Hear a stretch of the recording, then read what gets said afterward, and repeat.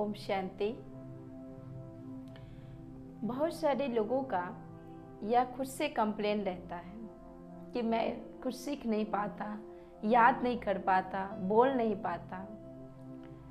तो इसके पीछे को रीज़न को समझना हमें, जो मैं क्यों नहीं याद कर पाता या बोल नहीं पाता है। तो इसके लिए सबसे पहले हमें एक कंसेप्ट को क्लियर करना है, समझना है। तो इनपुट और आउटपुट यह दो चीज़ होता है।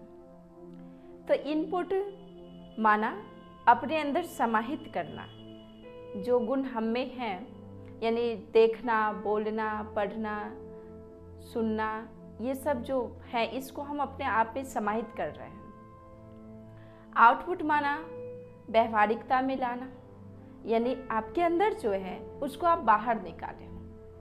ठीक, लिखें, दिखाएं या बोलें, ये हुआ आउटपुट।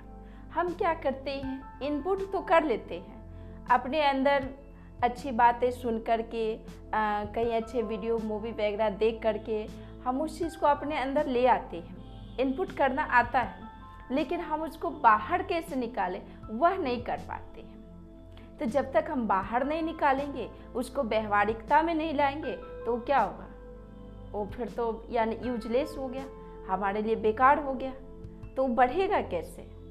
तो इसीलिए कहा गया है, जब हम स्टडी करते हैं, स्टूडेंट लोग पढ़ाई करता है, वो अपने अंदर बहुत सारे ज्ञानों को अर्जन करता है, नॉलेज को धारण करता है। यदि वह नॉलेज ज्ञान को बाहर ना निकाले, दूसरों को नहीं सुनाए, तो वह ज्ञान तो उसके लिए फिर बेकार, किसी काम का नहीं हुआ। क्या कहा गया, बहुत अच्छे अच्छे कवि बहुत सारे बुकें लिख करके चले गए और उसको प्रचार प्रसार करने के लिए कहा गया, यानी जो ज्ञान उन्होंने सुनाया, उस ज्ञान को हम सुन करके दूसरों तक फैलाएं। तभी तो आज संसार में ज्ञान की धारा, ज्ञान की गंगा, बहती गंगा हम कहते आए हैं। क्यों कहा गया है, क्योंकि हमारे अंदर जो भी है उसको हम बाहर निकालें। जैसे कि आप एक व्यवसायी को ले लीजिए, व्यापारी को, वह बहुत सारे सामान को स्टोरेज कर ले और उसको जो है सेल नहीं कर पाए समय पे, तो अगर हर जो भी प्रोडक्ट बनता है उसका एक्सपायरी डेट होता है। अगर उसके एक्सपायर होने से पहले यदि आप सेल नहीं किया, यूज नहीं किया, तो क्या होगा, बेकार हो गया, वो आपके काम का नहीं है ना। तो इसलिए हमें सेल करना ना, यानी उसको जितना आप आउटपुट कर पाएंगे उतना आपके अंदर आएगा, बढ़ेगा। इसलिए कहते हैं दान किए धन यानी घटता नहीं है।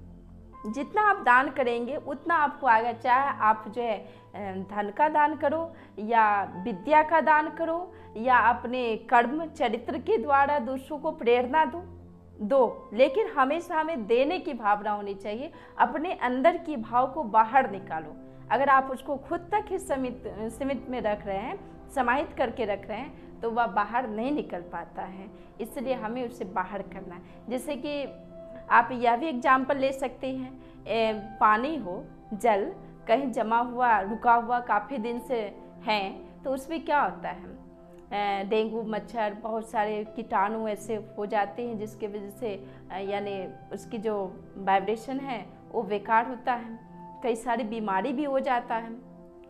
अगर वही पानी बहता रहे, चलता रहे, तो वह पानी बिल्कुल स्वच्छ माना जाता है, उसको हम पी भी लेते हैं, खाने पीने में भी यूज करते हैं, क्योंकि वो चल रहा है ना। तो उसी प्रकार से जितना आपके अंदर जो भी है, आप उसको जितना बाहर निकालते जाएंगे, उतना आपके अंदर नई नई बातें आती जाएंगी। अगर आप बाहर नहीं निकल रहे हैं, तो फिर ना आपकी खुद का विकास होगा और ना अन्य और लोगों का विकास हुआ। तो ये हुआ, जो ज्ञान हमने सीख तो लिया, पर हम दूसरों को सिखा नहीं पाए, तो फिर वो सीखने से भी हमको क्या फ़ायदा, है ना। तो सीखने की जो कला है, यही है जो आपको इनपुट और आउटपुट यह करना आपको आना चाहिए। जितना आप समाते हैं उतना व्यवहारिक में लाएं, लोगों को दिखाएं, लिखें या सुनाएं, तो उतना आपके अंदर जो है वो चीज़ विकास होगा, बढ़ेगा। इसलिए कहा जाता है good listener can be a good speaker, अर्थात अच्छा सुनने वाला ही अच्छा बोलने वाला बन सकता है। ओम शांति।